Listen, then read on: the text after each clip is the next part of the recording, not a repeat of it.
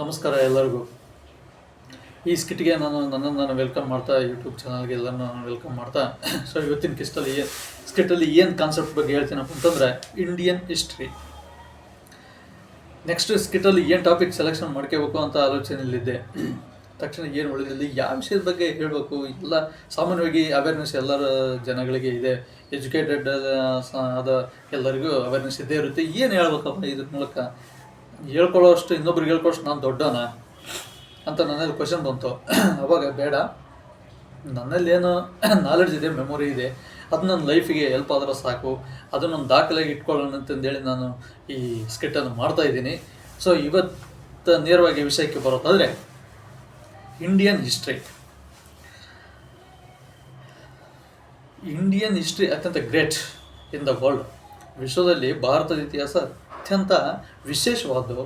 ನನಗೆ ಇಷ್ಟವಾಗಿರ್ತಕ್ಕಂಥ ವಿಷಯಗಳಲ್ಲಿ ಭಾರತದ ಇತಿಹಾಸವೂ ಸಹ ಒಂದು. ಇತಿಹಾಸದಲ್ಲಿ ಪ್ರಪಂಚ ಇತಿಹಾಸ ಮತ್ತು ರಾಜ್ಯದ ಇತಿಹಾಸ, ಕರ್ನಾಟಕದ ಇತಿಹಾಸ ಮತ್ತು ಭಾರತದ ಇತಿಹಾಸ ನಾವು ಹೇಳ್ತೀವಿ. ಇನ್ನು ಕರ್ನಾಟಕದ ಇತಿಹಾಸ ನಮ್ಮದು ಕನ್ನಡ ನಾಡಿದ್ದು, ಇನ್ನು ಭಾರತದ ಇತಿಹಾಸ ಉತ್ತರ ಭಾರತದಲ್ಲಿ ಆಳ್ವಿಕೆ ಮಾಡಿರ್ತಕ್ಕಂಥ ರಾಜಮನೆತನಗಳಿಗೆ ಸಂಬಂಧಪಟ್ಟದ್ದು. ಹಾಗೆ ಪ್ರಪಂಚದ ಇತಿಹಾಸ ಯುರೋಪಿಯನ್ ಹಿಸ್ಟ್ರಿಗೆ ಸಂಬಂಧಪಟ್ಟದ್ದು. ನೋಡಿ, ಭಾರತದ ಇತಿಹಾಸದ ಬಗ್ಗೆ ಹೇಳೋದಾದರೆ ಅತ್ಯಂತ ರೋಮಾಂಚಕವಾದ, ವಿಶೇಷವಾಗಿರ್ತಕ್ಕಂಥ,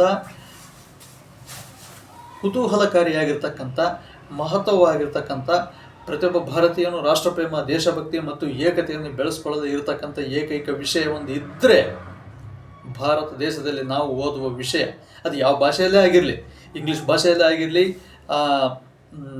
ಕನ್ನಡ ಭಾಷೆಯಲ್ಲಾಗಿರಲಿ, ಮಾತೃಭಾಷೆಯಲ್ಲಾಗಿರಲಿ, ಯಾವುದೇ ಭಾಷೆಯಲ್ಲಾಗಿರಲಿ, ಪ್ರಪಂಚದಲ್ಲಿ ರಾಷ್ಟ್ರದ ಏಕತೆ, ರಾಷ್ಟ್ರಾಭಿಮಾನ, ರಾಷ್ಟ್ರಭಕ್ತಿ, ದೇಶದ ಸಂಸ್ಕೃತಿ, ಆಚಾರ ವಿಚಾರ, ರೀತಿ ನೀತಿಗಳನ್ನು, ಧೈರ್ಯ ಸಾಹಸವನ್ನು, ಶೌರ್ಯವನ್ನು, ಧೈರ್ಯವನ್ನು ಕಲಿಸ್ತಕ್ಕಂಥ ಯಾವುದಾದ್ರೂ ಒಂದು ವಿಷಯ ಇದ್ದರೆ ಜಗತ್ತಿನಲ್ಲಿ ಅದು ಇತಿಹಾಸ ಒಂದೇ ಅಂತ ನಾನು ಹೇಳೋದು ಇಷ್ಟಪಡ್ತೀನಿ.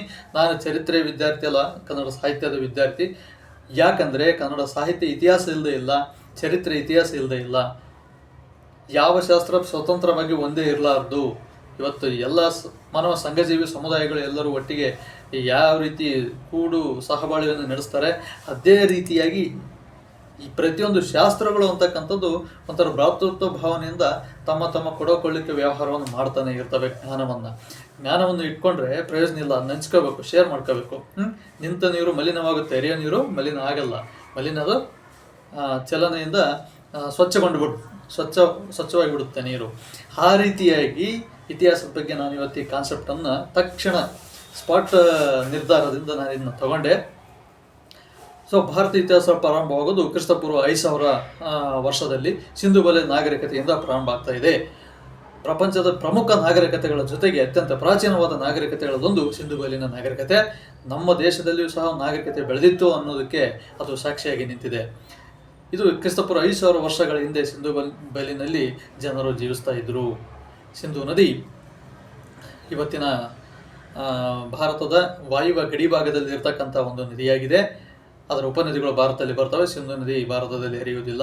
ಆದ್ದರಿಂದ ಆ ಸಿಂಧು ನದಿ ಬಯಲಿನಲ್ಲಿ ಹರಪ್ಪ ಮತ್ತು ಮೊಹೆಂಜೊದಾರೋ ನಗರಗಳಲ್ಲಿ ಮತ್ತು ಚನ್ಹುರೋದವರ, ಜುಡಿರೋದವರ, ಲೋತಾಲ್ ಗುಜರಾತಿನ ಭಾಗದಲ್ಲಿ ಬೆಳೆದಂತು. ಮೊಹೆಂಜೊದಾರೋ ಅಂತಕ್ಕಂಥದ್ದು ಸಿಂಧು ಭಾಷೆಯಲ್ಲಿ ನುಡಿದವರ ದಿಬ್ಬ ಅಂತೇಳಿ ಅಲ್ಲಿ ಬೃಹತ್ ಸ್ನಾನಘಟ್ಟ ಪತ್ತೆಯಾಗಿದೆ.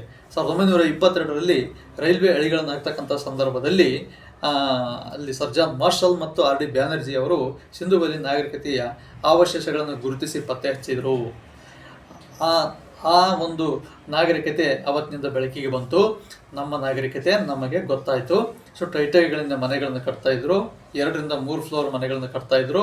ಮುಖ್ಯ ರಸ್ತೆಗಳಿಗೆ ಕಿಟಕಿಗಳು ಇರಲಿಲ್ಲ, ಧೂಳು ಬರುತ್ತೆ ಅಂತ ಹೇಳಿ. ಪ್ರತಿಯೊಂದು ಮನೆ ಹತ್ರ ಸಾಮಾನ್ಯವಾಗಿ ಬಾವಿ ಇತ್ತು. ಅನಂತರ ರಸ್ತೆಗಳು ನೇರವಾಗಿದ್ದವು, ಅತ್ಯಂತ ವಿಶಾಲವಾಗಿದ್ದವು. 50 ರಿಂದ 80 ಅಡಿ ಮುಖ್ಯ ರಸ್ತೆ ಮತ್ತು ಉಪರಸ್ತೆಯು 40 ರಿಂದ 50 ಅಡಿ ಕೂಡಿತ್ತು. ಒಳಚರಂಡಿ ವ್ಯವಸ್ಥೆ ಇತ್ತು, ಡ್ರೈನೇಜ್ ಸಿಸ್ಟಮ್ ಇತ್ತು, ಮ್ಯಾನ್ಹೋಲ್ ವ್ಯವಸ್ಥೆ ಇತ್ತು, ಸ್ವಿಮ್ಮಿಂಗ್ ಪೂಲ್ ಇತ್ತು ಮತ್ತು ಗೂಡ್ಸ್ ಸ್ಟಾಕ್ ಮಾಡಲು ಉಗ್ರಾಣ ಮಾಡಿದರು, ಸ್ಟೋರ್ ರೂಮ್ ಮಾಡಿದರು. ಅದು ಹರಪ್ಪದಲ್ಲಿ ಕಾಣಿಸಿಕೊಂಡಿದೆ. ಅತ್ಯಂತ ಬೃಹತ್ ವ್ಯಾಪಾರ ಸ್ಥಳ ಹರಪ್ಪ. ಮೊಹೆಂಜೊದಾರೋ ಪ್ರಮುಖ ನಗರ, ಆಡಳಿತ ಕೇಂದ್ರ ಆಗಿತ್ತು. ಲೇಹಕ ಪಾಲಕ ಅಂತಕ್ಕಂಥ ಆಡಳಿತ ಹುದ್ದೆಗಳನ್ನು ನಾವು ಸಿಂಧೂ ಬಯಲಿನ ನಾಗರಿಕತೆಯಲ್ಲಿ ಪದಗಳನ್ನು ಗುರುತಿಸ್ತೀವಿ. ನಾಣ್ಯಗಳು ಸಿಕ್ಕಿದವೆ. ಸಮಕಾಲೀನ ಆಗಿರ್ತಕ್ಕಂಥ ಈಜಿಪ್ಟ್, ಮೆಸೊಪಟೋಮಿಯಾ ಮತ್ತು ಸುಮೇರಿಯನ್ ನಾಗರಿಕತೆಗಳೊಂದಿಗೆ ವ್ಯಾಪಾರ ಸಂಪರ್ಕವನ್ನು ಹೊಂದಿದ್ರು. ಸಮುದ್ರ ಪ್ರಯಾಣ ಅವರಿಗೆ ತಿಳಿದಿತ್ತು. ಕುದುರೆ ಉಪಯೋಗ ತಿಳಿದಿರಲಿಲ್ಲ. ಇನ್ನು ಚದುರಂಗದ ಆಟ ಆಡ್ತಿದ್ರು, ಚೆಸ್ ಅಂತ ನಾವೇನು ಕರಿತೀವಿ ಅದು, ಮತ್ತು ಪಗಡೆ ಆಟ ಆಡ್ತಾಯಿದ್ರು. ಒಳಾಂಗಣ ಕ್ರೀಡೆಗಳನ್ನು ಗೋಲಿ ಆಟ, ಬುಗುರಿ ಆಟ, ಈ ಥರ ಒಳಾಂಗಣ ಕ್ರೀಡೆಗಳನ್ನು ಮಕ್ಕಳಿಗೆ ಮತ್ತು ದೊಡ್ಡವರಿಗೆ ಆಟಗಳು ಮೀಸಲಾಗಿದ್ದವು. ಸಿಂಧೂ ಬಯಲಿನ ಜನರು ಕೋಳಿ ಮತ್ತು ಕುರಿ ಸಾಕಾಣಿಕೆ ಮಾಡುತ್ತಿದ್ದರು ಮತ್ತು ಜಾನುವಾರುಗಳನ್ನು ಮತ್ತು ಗೂಳಿ ಮತ್ತು ಎತ್ತುಗಳನ್ನು ಕಸುಬುಗಳಿಗೆ, ಕೃಷಿಗಳಿಗೆ ಬಳಸುತ್ತಿದ್ದರು. ಇವರು ಲೋಹದ ಕರಕುಶಲ ಕೆಲಸಗಾರರು ಆಗಿದ್ದರು ಮತ್ತು ಕೃಷಿಯನ್ನು ಅವಲಂಬಿಸಿದ್ರು. ಇದಕ್ಕೆ ಆಧಾರ ಸಾಕ್ಷಿಗಳು ದೊರಕಿವೆ. ಸಿಂಧೂ ಬಯಲಿನ ನಾಗರಿಕತೆಯಲ್ಲಿ ಅಶ್ವಗಳ ಬಳಕೆ ಗೊತ್ತಿರಲಿಲ್ಲ. ಅವರು ಯುದ್ಧ ಮಾಡ್ತಿರಲಿಲ್ಲ. ಶಾಂತಿ ಪ್ರಿಯರಾಗಿದ್ದರು ಮತ್ತು ಸೌಂದರ್ಯ ಪ್ರಿಯರಾಗಿದ್ದರು, ಸ್ವಚ್ಛತಾ ಪ್ರಿಯರಾಗಿದ್ದರು. ಸಿಂಧೂ ಜನರು ವಿಶೇಷವಾಗಿರ್ತಕ್ಕಂಥ ನಗರ ಜೀವಿಗಳಾಗಿದ್ದರು. ಇವರು ಗ್ರಾಮೀಣ ಜೀವಿಗಳಾಗಿರಲಿಲ್ಲ. ನಂತರ ಸಿಂಧೂ ನಾಗರಿಕತೆ ಸುಮಾರು ಕ್ರಿಸ್ತಪೂರ್ವ 2,500-3,000 ವರ್ಷಗಳವರೆಗೆ ಅಸ್ತಿತ್ವದಲ್ಲಿತ್ತು. ಸುಮಾರು 2,500 ವರ್ಷ ಅಸ್ತಿತ್ವದಲ್ಲಿತ್ತು. ಸಿಂಧೂ ಜನರು ಗೋಧಿ ಮತ್ತು ಬಾರ್ಲಿ, ಭತ್ತವನ್ನು ಸೇವನೆ ಮಾಡ್ತಾಯಿದ್ರು, ಬೆಳೀತಾಯಿದ್ರು. ಈ ರೀತಿ ಸಿಂಧೂ ಬಯಲಿನ ನಾಗರಿಕತೆಯನ್ನು ನಾವು ನೋಡ್ತೀವಿ. ಅದು ಈ ಸ್ಕಿಟನ್ನು ಸುಮಾರು ಒಂದು ಅರ್ಧ ಗಂಟೆ ಒಳಗೆ ಮುಗಿಸೋಣ ಅಂತ ಅಂದ್ಕೊಂಡಿದ್ದೀನಿ. ಸಿಂಧೂ ಬಯಲಿನ ನಾಗರಿಕತೆ ವಿಶಿಷ್ಟವಾಗಿರ್ತಕ್ಕಂಥ ಒಂದು ನಾಗರಿಕತೆ, ಅತ್ಯಂತ ಪ್ರಾಚೀನ ನಾಗರಿಕತೆ. ಆಟಿಕೆ ಸಾಮಾನುಗಳನ್ನು ತಯಾರಿಸುವ ಕೇಂದ್ರ ಚನ್ಹುರೋದಾರೋ ಆಗಿತ್ತು. ಇನ್ನು ಇವರ ಆಡಳಿತ ಕ್ಷೇತ್ರ, ಆಹಾರ, ಬೆಳೆ ಪದ್ಧತಿ, ಮನೆಗಳನ್ನು ಯಾವ ರೀತಿ ಕಟ್ತಿದ್ರು, ವಸ್ತ್ರ ವಿನ್ಯಾಸಗಳನ್ನು ಯಾವ ರೀತಿ, ಇವುಗಳನ್ನು ಒಂದು ಸಂಕ್ಷಿಪ್ತವಾಗಿ ಬ್ರೀಫಾಗಿ ಇಲ್ಲಿ ನಾನು ಹೇಳಿದೆ. ಇನ್ನು ಕ್ರಿಸ್ತಪೂರ್ವ 3,000 ಅಥವಾ ದಿಂದ 2,500, 2,000, 1,500 ಕ್ರಿಸ್ತಪೂರ್ವ ಹೇಳ್ತಾ ಇದ್ದೀನಿ, ಕ್ರಿಸ್ತಶಕ ಅಲ್ಲ. ಕ್ರಿಸ್ತ ಹುಟ್ಟಿದ ದಿನದಿಂದ ಕ್ರಿಸ್ತಶಕ ನಾವು ಗಣನೆ ಮಾಡ್ತೀವಿ. ಕ್ರಿಸ್ತಪೂರ್ವ ಬಿಫೋರ್ ಕ್ರಿಸ್ತ ಜನಿಸುವುದಕ್ಕಿಂತ ಪೂರ್ವದಿಂದ ನಾವು ಕ್ರಿಸ್ತಪೂರ್ವ ಅಂತ ನಾವು ಕರಿತೀವಿ. ಇತಿಹಾಸದ ಕಾಲಗಣನೆಯಲ್ಲಿ ಕ್ರಿಸ್ತಶಕ ಮತ್ತು ಕ್ರಿಸ್ತಪೂರ್ವಗಳು ಅತ್ಯಂತ ಪ್ರಮುಖವಾದವು. ಅನಂತರ ಸಿಂಧೂ ಬಯಲಿನ ನಾಗರಿಕತೆ ಸಿಂಧೂ ನದಿಯ ಪ್ರವಾಹದಿಂದ ಮತ್ತು ಹೊರ ಪ್ರದೇಶದ ಜನಾಂಗಗಳ ಆಕ್ರಮಣಗಳಿಂದ ನಾಶ ಆಯಿತು ಅಂತ ಹೇಳ್ತಾರೆ. ಆದರೆ ಸಿಂಧೂ ಜನರು ಶಾಂತಿಪ್ರಿಯರಾಗಿದ್ದರೆ ಹೊರತು ತಮ್ಮ ರಕ್ಷಣೆಯನ್ನು ಮಾಡಿಕೊಳ್ಳಲಾರದಷ್ಟು ದುರ್ಬಲರಾಗಿರಲಿಲ್ಲ. ಇದು ವಿಶೇಷವಾಗಿ ಗಮನಿಸಬೇಕು. ಕಾರಣಾಂತರಗಳಿಂದ ಅಲ್ಲಿಯ ಒಂದು ಪ್ರಾಕೃತಿಕ ವಿಕೋಪಗಳಿಂದ ವಲಸೆ ಬಂದು ಭಾರತದಲ್ಲಿ ಗಂಗಾ ನದಿಯ ತೀರದಲ್ಲಿ ಮತ್ತು ಮೈದಾನ ಪ್ರದೇಶದಲ್ಲಿ ಉತ್ತರ ಭಾರತದಲ್ಲಿ ಒಂದು ಗುಂಪು ಮತ್ತು ದಕ್ಷಿಣ ಭಾರತಕ್ಕೆ ಒಂದು ಗುಂಪು ನಿಲ್ಲಿಸ್ತು ಅಂತಂದೇಳಿ ಇತಿಹಾಸಜ್ಞರು ಹೇಳ್ತಾರೆ. ಈ ಬಗ್ಗೆ ಋತಿಕ್ ರೋಷನ್ ಮಾಡಿರ್ತಕ್ಕಂಥ ಮೊಹೆಂಜೋದಾರೋ ಅಂತಕ್ಕಂಥ ಚಿತ್ರ ಇತ್ತೀಚೆಗೆ ರಿಲೀಸ್ ಆಗಿದೆ. ಹಳೆ ಚಿತ್ರ ರಿಲೀಸ್ ಆಗಿ ತುಂಬ ದಿನಗಳಾಯಿತು. ಇದರ ಬಗ್ಗೆ ಒಂದು ಕಾನ್ಸೆಪ್ಟನ್ನು ಮೂಡಿಸಲು ಮಕ್ಕಳಿಗೆ ಸಹಕಾರಿಯಾಗಿರ್ತಕ್ಕಂಥ ಚಿತ್ರ. ಐತಿಹಾಸಿಕ, ಪೌರಾಣಿಕ ಮತ್ತು ಸಾಮಾಜಿಕ ಚರಿತ್ರೆಗೆ ಸಂಬಂಧಪಟ್ಟಂತೆ ಕೆಲವಾರು ಚಲನಚಿತ್ರಗಳು ಇವತ್ತು ಬರ್ತಾ ಇದ್ದಾವೆ. ಪುಸ್ತಕ ಓದಿ ತಿಳಿದುಕೊಳ್ಳೋದು ಜ್ಞಾನವನ್ನು ದೃಶ್ಯಾವಳಿಗಳ ಮೂಲಕ ನೋಡಿ ತಿಳ್ಕೊಳ್ತಕ್ಕಂಥ ಸಂದರ್ಭಗಳು ಚಲನಚಿತ್ರಗಳು ಇವತ್ತು ಸೃಷ್ಟಿಯಾಗ್ತಾ ಇರೋದು ಒಳ್ಳೆಯ ವಿಷಯ. ಅದೇನೇ ಇರಲಿ, ಇದರ ಬಗ್ಗೆ ತಿಳುವಳಿಕೆ ಬರ್ತಕ್ಕಂಥ ಒಂದು ವಿಷಯ ಇಲ್ಲಿ ಪ್ರಸ್ತುತಪಡಲು ನಾನು ಟ್ರೈ ಮಾಡ್ತಾ ಇದ್ದೀನಿ ಅಷ್ಟೇ. ಇದು ಸಿಂಧೂ ಬಯಲಿನ ನಾಗರಿಕತೆ. ಸಿಂಧೂ ಬಯಲಿನ ಜನರು ಎಲ್ಲೂ ಹೋಗಲಿಲ್ಲ, ಆಕ್ರಮಣಕ್ಕೆ ಒಳಗಾಗಲಿಲ್ಲ. ಪ್ರಾಕೃತಿಕ ವಿಕೋಪಗಳಿಂದ, ಅಲ್ಲಿನ ವೈದ್ಯಕೀಯ ವ್ಯವಸ್ಥೆ ಕೊರತೆಯಿಂದ, ಸೌಕರ್ಯಗಳ ಕೊರತೆಯಿಂದ, ಪ್ರಾಕೃತಿಕ ವಿಕೋಪಗಳಿಂದ ಭಾರತದಲ್ಲಿ ಒಂದು ದಕ್ಷಿಣ ಭಾಗಕ್ಕೆ ಒಂದು ಉತ್ತರ ಭಾಗಕ್ಕೆ ನಿಲ್ಲಿಸಿದ್ರು ಅಂತಂದೇಳಿ ಇತಿಹಾಸಜ್ಞರು ಹೇಳ್ತಾರೆ. ಆದ್ದರಿಂದ ಸಿಂಧೂ ಬಯಲಿನ ಜನರು ಬೇರೆ ನಾಡಿನಿಂದ ಬಂದವರಲ್ಲ, ಅವರು ಇದೇ ದೇಶದವರು ಅಂತಕ್ಕಂಥದ್ದು ಇದರಿಂದ ನಮಗೆ ಗೊತ್ತಾಗ್ತದೆ. ಇನ್ನು ಸಿಂಧೂ ನಾಗರಿಕತೆ ನಂತರ ಆರ್ಯರ ನಾಗರಿಕತೆ.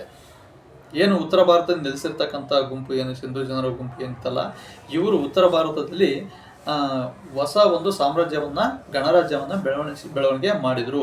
ಅವುಗಳನ್ನು ಅಂಗ, ವಂಗ, ಚೇದಿ, ಕಳಿಂಗ, ಕೋಸಲ, ಉಜ್ಜಯಿನಿ, ನಾನಾ ಹೆಸರುಗಳಿಂದ ಇಂದ್ರಪ್ರಸ್ಥ, ಕುರು, ಪಾಂಚಾಲ, ಚೇದಿ, ಮಿಥಿಳೆ ನಾನಾ ಹೆಸರುಗಳಿಂದ ಗಣರಾಜ್ಯಗಳು ಅಂತ ನಾವು ಕರಿತೀವಿ. ಅವರು ಹೊರಾಂಗಣ ಕ್ರೀಡೆಗಳಲ್ಲಿ ಆರ್ಯರು ಪ್ರಸಿದ್ಧರಾಗಿದ್ದರು. ಅಶ್ವದಳ, ಅಶ್ವಸ್ಪರ್ಧೆ, ರಥಸ್ಪರ್ಧೆ, ಅನಂತರ ಗಜದಳ, ಒಂಟೆದಳ, ಪದಾತಿ, ಸೈನಿಕ ಯುದ್ಧ ಕ್ರೀಡೆ ಸಾಹಸಗಳಲ್ಲಿ ಹೆಸರು ಮತ್ತು ಒಲವನ್ನು ಹೊಂದಿರತಕ್ಕಂಥ ಜನರಾಗಿದ್ದರು ಆರ್ಯರು. ಇವರ ಕಾಲದಲ್ಲಿ ಯುದ್ಧಗಳು ಸಂಭವಿಸ್ತವೆ. ಗಣರಾಜ್ಯಗಳು ಉದಯಿಸಿ ಅನಂತರ ಆರ್ಯರ ಕಾಲದ ಜೀವನ ಪದ್ಧತಿಯ ನಂತರ ಪ್ರಪ್ರಥಮವಾಗಿ ಉದಯಿಸಿದ ಸಾಮ್ರಾಜ್ಯವೇ ಮಗಧ ಸಾಮ್ರಾಜ್ಯ. ಅಜಾತಶತ್ರು, ಬಿಂಬಸಾರ ಅಂತ ನಾವು ಅರಸರನ್ನು ಕೇಳ್ತೀವಿ. ಪೌರಸ್ ಅಂತಕ್ಕಂಥ ಚಂದ್ರಗುಪ್ತ ಮೌರ್ಯ ಅಸ್ತಿತ್ವಕ್ಕೆ ಬರೋದಕ್ಕಿಂತ ಮುಂಚೆಯಲ್ಲಿ ಜೀಲಂ ನದಿ ಕಾಳಗದಲ್ಲಿ ಪೌರಸ್ಸು ವಿದೇಶಿ ಆಕ್ರಮಣಕಾರರಿಂದ ಸೋಲ್ತಾನೆ. ಈ ಕಾಲದಲ್ಲಿ ಮಗಧರ ಪ್ರಸಿದ್ಧ ದೊರೆ ಅಶೋಕ. ಮೌರ್ಯರು, ಮಗಧ ಸಾಮ್ರಾಜ್ಯದ ರಾಜಧಾನಿ ಪಾಟಲಿಪುತ್ರ ಇವತ್ತು ಬಿಹಾರ್ನಲ್ಲಿದೆ. ಮೌರ್ಯರು ಪ್ರಮುಖ ಮೊದಲ ಮತ್ತು ಏಕಚಕ್ರಾಧಿಪತ್ಯವನ್ನು ಸ್ಥಾಪಿಸಿದ ಭಾರತದಲ್ಲಿ ಪ್ರಾಚೀನ ಸಾಮ್ರಾಜ್ಯ ಆಗಿತ್ತು. ಅವರ ಕಾಲದಲ್ಲಿ ಅಲೆಕ್ಸಾಂಡರ್ ಭಾರತಕ್ಕೆ ಬರ್ತಾನೆ. ಚಂದ್ರಗುಪ್ತ ಮೌರ್ಯನ ಕಾಲದಲ್ಲಿ ಬಂದ ನಂತರ ಅದಕ್ಕಿಂತ ಪೂರ್ವದಲ್ಲಿ ಸೆರೆಯಾಗಿರ್ತಕ್ಕಂಥ ಪೋರಸ್ ಅಲೆಕ್ಸಾಂಡರ್ನನ್ನು ಆಸ್ಥಾನಕ್ಕೆ ಅರೆಸ್ಟ್ ಆಗಿ ಹೋದಾಗ ನೀನು ಹೇಗೆ ನಡೆಸ್ಕೊಳ್ಬೇಕಂತ ಅಲೆಕ್ಸಾಂಡರ್ ಕೇಳಿದಾಗ ಯೋಗ್ಯ ರಾಜನಂತೆ ನಡೆಸ್ಕೊಳ್ಬೇಕಂತ ಹೇಳ್ತಾನೆ. ಇಬ್ಬರು ಭಾರತೀಯ ದೊರೆ ಅಲೆಕ್ಸಾಂಡರ್ಗೆ ಕೊಟ್ಟಿರ್ತಕ್ಕಂಥ ಉತ್ತರ. ಮತ್ತು ಅದರ ಒಂದು ರೀತಿಯಲ್ಲಿ ಕ್ರಾಸ್ ವೇ ಮೂಲಕ ಯುದ್ಧದಲ್ಲಿ ಶತ್ರುಗಳು ಗೆದ್ದು ಪೋರಸ್ ಸೋಲ್ತಾನೆ. ಸೆಲ್ಯೂಕಸ್ ಅಂತಕ್ಕಂಥ ರಾಯಭಾರಿ ಭಾರತಕ್ಕೆ ಆ ಕಾಲದಲ್ಲಿ ಬಂದು ಇಂಡಿಕಾ ಅಂತಕ್ಕಂಥ ಒಂದು ಪ್ರವಾಸ ಕಥನವನ್ನು ಬರೀತೇನೆ. ಇದು ಭಾರತದ ಇತಿಹಾಸದ ಮೇಲೆ ಬೆಳಕು ಚೆಲ್ತಾ ಇದೆ. ಸೊ ಇದಾದ ನಂತರ ಇನ್ನು ಮೌರ್ಯ ಸಾಮ್ರಾಜ್ಯದ ಸ್ಥಾಪಕ ಚಂದ್ರಗುಪ್ತ ಮೌರ್ಯ.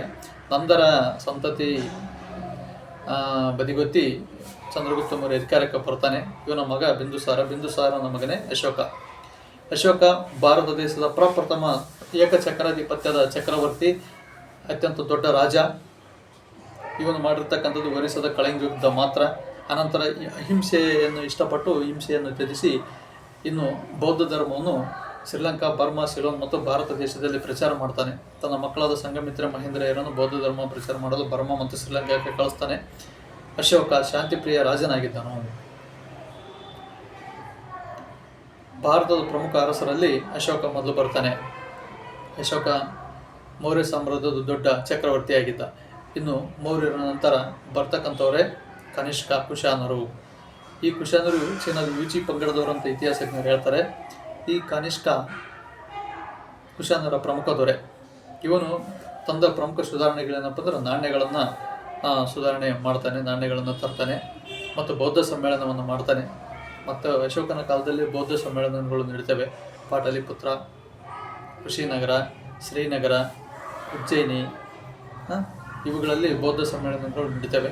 ಮೌರ್ಯರು ಮತ್ತು ಕುಶಾನರ ಕಾಲದಲ್ಲಿ ಬೌದ್ಧ ಧರ್ಮ ಅತ್ಯಂತ ಜನಪ್ರಿಯ ಆಗುತ್ತೆ.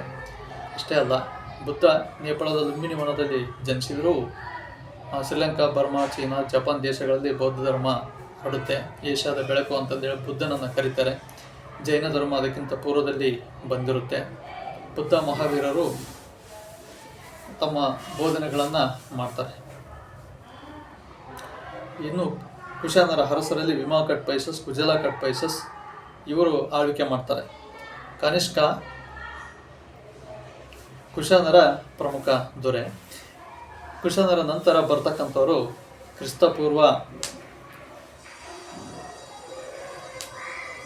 250ರಲ್ಲಿ ಗುಪ್ತರು ಬರ್ತಾರೆ. ಗುಪ್ತರ ಪ್ರಮುಖ ದೊರೆ ಚಂದ್ರಗುಪ್ತ, 2ನೇ ಚಂದ್ರಗುಪ್ತ, 1ನೇ ಚಂದ್ರಗುಪ್ತ. ಗುಪ್ತರ ಪ್ರಮುಖ ದೊರೆ 2ನೇ ಚಂದ್ರಗುಪ್ತನ ಆಸ್ಥಾನದಲ್ಲಿ ಕಾಳಿದಾಸ ಮಹಾಕವಿ ಇರ್ತಾನೆ. ಈತನನ್ನು ಭಾರತದ ಶೇಕ್ಸ್ಪಿಯರ್ ಅಂತಂದೇಳಿ ಕರೀತಾರೆ. ಈತ ಬರೆದಿರ್ತಕ್ಕಂಥ ಕೃತಿಗಳು ವಿಕ್ರಮೋರ್ವಶೀಯ, ಮಾಲವಿಕಾಗ್ನಿಮಿತ್ರ, ಕುಮಾರ ಸಂಭವ, ಋತುಸಂಹಾರ, ಶಾಕುಂತಲ, ಅದನ್ನ ಅಭಿಜ್ಞಾನ ಶಾಕುಂತಲ ಅಂತಂದೇಳಿ ಕರಿತೀವಿ, ದಶಕುಮಾರ ಚರಿತೆ,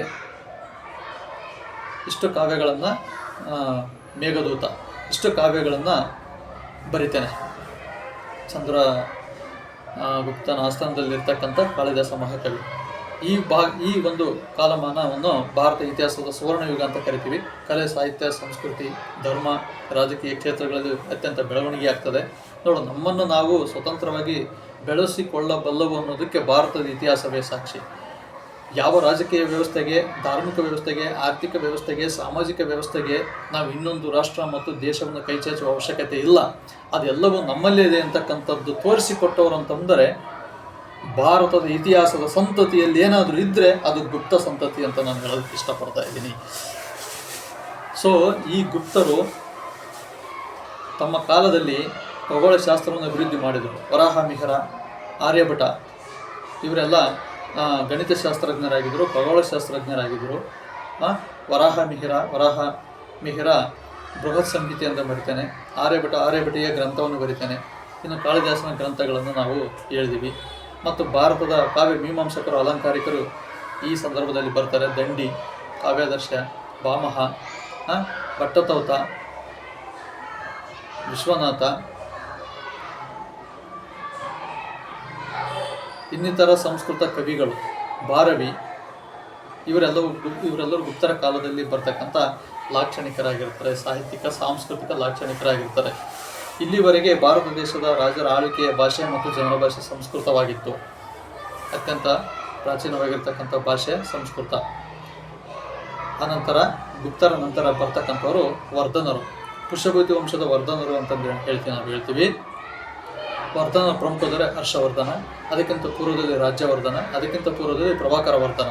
ಇವರ ಆಳ್ವಿಕೆಯ ಕಾಲ ಕ್ರಿಸ್ತಪೂರ್ವ 300ರಿಂದ ಕ್ರಿಸ್ತಶಕ 300ರಿಂದ ಕ್ರಿಸ್ತಶಕ 750 ಶತಮಾನದವರೆಗೆ ವರ್ಧನರು ಆಳ್ವಿಕೆ ಮಾಡ್ತಾರೆ. ವರ್ಧನರ ಕಾಲದಲ್ಲಿ ಅತ್ಯಂತ ಕಷ್ಟವನ್ನು ಅನುಭವಿಸಿದವನು ಹರ್ಷವರ್ಧನ. ಅವನು ಶತ್ರುಗಳ ಒಂದು ಕುಹಕಿಗೆ ಅವನು ಬಲಿಯಾಗ್ತಾನೆ. ಅದೊಂದು ಚರಿತ್ರೆಯಲ್ಲಿ ಕಥೆ ಇದೆ. ಜೊತೆಗೆ ವರ್ಧನರು ಕನೌಜನ್ನು ಆಳ್ವಿಕೆ ಕೇಂದ್ರವನ್ನಾಗಿ ಮಾಡಿಕೊಂಡು ಭಾರತ ದೇಶವನ್ನು ಆಳಿದರು, ಉತ್ತರ ಭಾರತವನ್ನು ಆಳಿದರು. ಭಾರತ ಇತಿಹಾಸ ಅಂದರೆ ಸಾಮಾನ್ಯವಾಗಿ ಉತ್ತರ ಭಾರತಕ್ಕೆ ಮೀಸಲಾಗಿರ್ತಕ್ಕಂಥದ್ದು. ಹರ್ಷವರ್ಧನ ದಕ್ಷಿಣದ ಆ ಕಾಲದ ಸಮಕಾಲೀನ ದೊರೆ ಇಮ್ಮಡಿ ಪುಲಕೇಶಿಯಿಂದ ಸೋಲ್ತಾನೆ. ಉತ್ತರ ಭಾರತದ ರಾಜನನ್ನು ಸೋಲಿಸಿದ ದಕ್ಷಿಣ ಭಾರತದ ಪ್ರಥಮ ದೊರೆ ಇಮ್ಮಡಿ ಪುಲಕೇಶಿ. ಆವಾಗ ಬಾದಾಮಿ ಚಾಲುಕ್ಯರು ದಕ್ಷಿಣದಲ್ಲಿ ಆಳ್ವಿಕೆ ಮಾಡ್ತಾ ಇರ್ತಾರೆ. ವರ್ಧನರ ಕಾಲದಲ್ಲಿ ಪ್ರಮುಖವಾಗಿ ಸಾಹಿತ್ಯಿಕ ಮತ್ತು ಸಾಂಸ್ಕೃತಿಕ ಕ್ಷೇತ್ರಗಳಲ್ಲಿ ಸಾಧಾರಣವಾಗಿರ್ತಕ್ಕಂಥ ಬೆಳವಣಿಗೆಗಳು, ಸುಧಾರಣೆಗಳು ಆಗ್ತವೆ. ವರ್ಧನರ ನಂತರ ಅಧಿಕಾರಕ್ಕೆ ಬರ್ತಕ್ಕಂಥವ್ರು ಸಣ್ಣ ಪುಟ್ಟ ಅರಸರು. ಇದರಲ್ಲಿ ರಜಪೂತರು, ಚೌಹಾನರು, ಅಜ್ಮೀರ್, ಅಳ್ವಾರ್, ಗೊಂಡಾವನ ಮತ್ತು ಜೈಪುರ, ಜೈಸಲ್ಮೇರ್, ಮೇವಾರ, ಚಿತ್ತೋರ, ರಾಜಸ್ಥಾನ್ ಮತ್ತು ಮಧ್ಯಪ್ರದೇಶದ ಭಾಗಗಳಲ್ಲಿ ರಜಪೂತರ ಆಳ್ವಿಕೆ ಮಾಡ್ತಾರೆ. ಅದರಲ್ಲಿ ಪೃಥ್ವಿರಾಜ್ ಚೌಹಾನ್ ಪ್ರಮುಖ ದೊರೆ. ವರ್ಧನರ ನಂತರ ಸಿಂಧ್ ಪ್ರಾಂತ್ಯದ ಮೇಲೆ ಅರಬರು ದಾಳಿ ಆಗ್ತದೆ. ಇಲ್ಲಿ ಪ್ರಾಚೀನ ಕಾಲದಲ್ಲಿ ಯುರೋಪಿನ ಮ್ಯಾಸಿಡೋನಿಯನ್ ಮತ್ತು ಪರ್ಷಿಯನ್ನರ ದಾಳಿ ಆದರೆ ಮಧ್ಯಯುಗದಲ್ಲಿ ಅರಬರು ಪ್ರವೇಶ ಮಾಡ್ತಾರೆ. ಸಿಂಧ್ ಪ್ರಾಂತ್ಯದ ಮೇಲೆ ಅರಬರು ದಾಳಿ ಮಾಡಿದ ನಂತರ ದಾಹಿರನ ಮೂಲಕ ಖೈಬರ್ ಮತ್ತು ಬೋಲನ್ ಕಣಿವೆಗಳ ಮೂಲಕ ವಾಯುವ್ಯ ಭಾಗದ ಮೂಲಕ ಭಾರತವನ್ನು ಪ್ರವೇಶ ಮಾಡ್ತಾರೆ. ವರ್ಧನ ನಂತರ ಪೃಥ್ವಿರಾಜ್ ಚೌಹಾನ್ ರಜಪೂತರ ಪ್ರಮುಖ ದೊರೆಯಾಗಿ ಬರ್ತಾನೆ. ಕನೌಜ್, ರಣತಂಬೂರ್, ಜೈಸಲ್ಮೇರ್, ಚಿತ್ತೋರ್ ಸುಮಾರು 5 ರಜಪೂತ ಸಂತತಿಗಳ ಆಳ್ವಿಕೆ ಮಾಡ್ತವೆ. ಕನೌಜದಲ್ಲಿ ಜಯಚಂದ್ರ ಪ್ರಮುಖವಾಗಿರ್ತಾನೆ. ಅನಂತರ ಸಿಂಧ್ ಪ್ರಾಂತ್ಯದ ಅರಬರು ದಾಳಿಯಾದ ಮೇಲೆ ಕೆಲವೊಂದು ಮಧ್ಯಯುಗದ ಇತಿಹಾಸ ಪ್ರಾರಂಭ ಆಗ್ತದೆ. ಅಲ್ಲಿಂದ ಆ ಜೊತೆಗೆ ಮೊಹಮ್ಮದ್ ಗೋರಿ ಮತ್ತು ಗಜ್ನಿ ದಾಳಿ ಮಾಡ್ತಾರೆ. ಮೊಹಮ್ಮದ್ ಗೋರಿ ಸೋಲಿಸಿದ ಪ್ರಥಮ ಭಾರತೀಯರು ಪೃಥ್ವಿರಾಜ್ ಚೌಹಾನ್. ಎರಡನೇ ತಲೆಯ ಕಾಳಗದಲ್ಲಿ ಪೃಥ್ವಿರಾಜ್ ಚೌಹಾನ್ ಸುಮಾರು ಕ್ರಿಸ್ತಶಕ 491ರಲ್ಲಿ ಸೋಲ್ತಾನೆ ಮೊಹಮ್ಮದ್ ಗೋರಿಯಿಂದ. ಆನಂತರ ಮೊಹಮ್ಮದ್ ಗೋರಿ ನಂತರ ಮೊಹಮ್ಮದ್ ಗಜ್ನಿ ಆಳ್ವಿಕೆಯನ್ನು ಮಾಡ್ತಾನೆ. ಫಸ್ಟ್ ಬರೋದು ಮೊಹಮ್ಮದ್ ಗಜ್ನಿ. ಸೋಮನಾಥ್ಪುರದ ಮೇಲೆ ದಾಳಿ ಮಾಡಿ ಸೋಮನಾಥ ದೇವಾಲಯವನ್ನು ನಾಶಪಡಿಸ್ತಾನೆ. ಆನಂತರ ಅಪಾರ ಸಂಪತ್ತನ್ನು ಕೊಳ್ಳೆ ಹೊಡ್ಕೊಂಡು ಗಜ್ನಿಗೆ ತಗೊಂಡೋಗ್ತಾನೆ. ಮೊಹಮ್ಮದ್ ಗಜ್ನಿಯ ನಂತರ ಮೊಹಮ್ಮದ್ ಗೋರಿ ಬರ್ತಾನೆ. ಮೊಹಮ್ಮದ್ ಗೋರಿ ಪೃಥ್ವಿರಾಜ್ ಚೌಹಾನನ್ನು ಸೋಲಿಸಿದ ಮೇಲೆ ಕುತುಬುದ್ದೀನ್ ಐಬಕ್ನ ಗುಲಾಮನನ್ನಾಗಿ ಇಲ್ಲೊಂದು ಆಳ್ವಿಕೆಯನ್ನು ಪ್ರಾರಂಭ ಮಾಡಲು ನೇಮಿಸಿ, ರಾಜ್ಯಪಾಲನನ್ನಾಗಿ ನೇಮಿಸಿ ಮಾಡಿ ವಾಪಸ್ ಹೋಗಿ ಅಲ್ಲಿ ಮರಣ ಹೊಂದುತ್ತಾನೆ. ಗೋರ್ ಸಂತತಿ ಮತ್ತು ಗಜ್ನಿ ಸಂತತಿ ಅಫ್ಘಾನಿಸ್ತಾನದಿಂದ ಬಂದಿರತಕ್ಕಂಥ ಒಂದು ರಾಜಮನೆತನಗಳು. ಸೊ ಇಲ್ಲಿ ಕುತುಬುದ್ದೀನ್ ಐಬಕ್ ಆಳ್ವಿಕೆಯನ್ನು ಪ್ರಾರಂಭ ಮಾಡಿದ ನಂತರ ಗುಲಾಮಿ ಸಂತತಿ ದೆಹಲಿಯಲ್ಲಿ ಇಸ್ಲಾಮಿಕ್ ಆಳ್ವಿಕೆ ಪ್ರಾರಂಭ ಆಗ್ತಾ ಭಾರತ ದೇಶದಲ್ಲಿ. ಕುತುಬುದ್ದೀನ್ ಐಬಕ್ನ ನಂತರ ಅಲ್ತಮಷ್ ಆಳ್ವಿಕೆ ಮಾಡ್ತಾನೆ. ಅಲ್ತಮಷ್ನ ನಂತರ ರಜಿಯಾ ಸುಲ್ತಾನ ಆಳ್ವಿಕೆ ಮಾಡ್ತಾರೆ. ಅನಂತರ ಗಿಯಾಸುದ್ದೀನ್ ಬಲ್ಬನ್ ಆಳ್ವಿಕೆ ಮಾಡ್ತಾನೆ. ಕೊನೆಗೆ ಜಲಾಲುದ್ದೀನ್ ಖಿಲ್ಜಿಯನ್ನು ಕೊಂದು ಅಧಿಕಾರಕ್ಕೆ ಬರ್ತಕ್ಕಂಥ ಅಲಾವುದ್ದೀನ್ ಖಿಲ್ಜಿ ಸಂತತಿಯ ಸ್ಥಾಪಕ ಜಲಾಲುದ್ದೀನ್ ಖಿಲ್ಜಿ ಆಗ್ತಾನೆ. ಜಲಾಲುದ್ದೀನ್ ಖಿಲ್ಜಿ ನಂತರ ಅಲಾವುದ್ದೀನ್ ಖಿಲ್ಜಿ ಬರ್ತಾನೆ. ಇನ್ನು ಖಿಲ್ಜಿ ಮನೆತನದಲ್ಲಿ ಪ್ರಮುಖ ದಕ್ಷಿಣ ಭಾರತದಲ್ಲಿ ದಂಡಯಾತ್ರೆಯನ್ನು ಕೈಗೊಂಡಿರ್ತಕ್ಕಂಥ ಪ್ರಮುಖ ವ್ಯಕ್ತಿ ಮಲ್ಲಿಕ್ ಕಾಫರ್. ಈತನು ಸಿಕ್ಕಿರ್ತಕ್ಕಂಥ ಒಬ್ಬ ಗುಲಾಮ, ಅತ್ಯಂತ ಸುಂದರ ತರುಣನಾಗಿರ್ತಕ್ಕಂಥ ಮಲ್ಲಿಕ್ ಕಾಫರ್ನನ್ನು ಸೇನಾಧಿಪತಿಯನ್ನಾಗಿ ಅಲಾವುದ್ದೀನ್ ಖಿಲ್ಜಿ ನೇಮಕ ಮಾಡ್ಕೊಳ್ತಾನೆ. ದಕ್ಷಿಣ ಭಾರತದಲ್ಲಿ ದೇವಗಿರಿ, ಹೊಯ್ಸಳರು, ಸೇವಣರು, ಪಾಂಡ್ಯರು, ಚೇರರು, ಚೋಳರು ಮತ್ತು ಈ ಎಲ್ಲ ಸಾಮ್ರಾಜ್ಯಗಳನ್ನು ಓರಂಗಲ್ಲಿನ ಕಾಕತೀಯರನ್ನು ಧ್ವಂಸ ಮಾಡಿ ಅಪಾರ ಸಂಪತ್ತನ್ನು ಕೊಳ್ಳೆ ಹೊಡ್ಕೊಂಡು ಅಲಾವುದ್ದೀನ್ ಖಿಲ್ಜಿಗೆ ಕೊಡ್ತಾನೆ ಮಲ್ಲಿಕ್ ಕಾಫರ್. ಮಧ್ಯಯುಗದ ಭಾರತದ ಪ್ರಚಂಡ ದೊಡ್ಡ ಸೇನಾನಿಗಳಲ್ಲಿ ಒಬ್ಬರಲ್ಲಿ ಮಲ್ಲಿಕ್ ಕಾಫರ್ ಒಬ್ಬನಾಗಿರ್ತಾನೆ. ಸೊ ಇದಾದ ನಂತರ ಇದಕ್ಕಿಂತ ಪೂರ್ವದಲ್ಲಿ ಗುಪ್ತರ ಕಾಲದಲ್ಲಿ ಸಮುದ್ರಗುಪ್ತ ಅತ್ಯಂತ ಪ್ರಮುಖವಾದ ದೊರೆಯಾಗಿರ್ತಾನೆ. ಆತನ ಬಗ್ಗೆ ನಾನು ಉಲ್ಲೇಖ ಹೇಳಿಲ್ಲ. ಸಮುದ್ರಗುಪ್ತ ದಕ್ಷಿಣ ಭಾರತದಲ್ಲಿ ದಂಡಯಾತ್ರೆ ಕೈಗೊಂಡು ಏಕಚಕ್ರಾಧಿಪತ್ಯವನ್ನು ಸ್ಥಾಪಿಸಿ ದಕ್ಷಿಣ ಉತ್ತರ ಭಾರತಕ್ಕೆ ಅಧಿಪತಿಯಾಗಿ ಮೆರೆದ ಒಂದು ದೊಡ್ಡ ದೊರೆ. ಕಂಚಿ ಮತ್ತು ಪಾಂಡಿಚೇರಿ, ಕರ್ನಾಟಕ, ಆಂಧ್ರ, ಕೇರಳ, ತಮಿಳುನಾಡು ಎಲ್ಲವನ್ನು ಜಯಿಸಿರ್ತಕ್ಕಂಥ ದೊರೆ.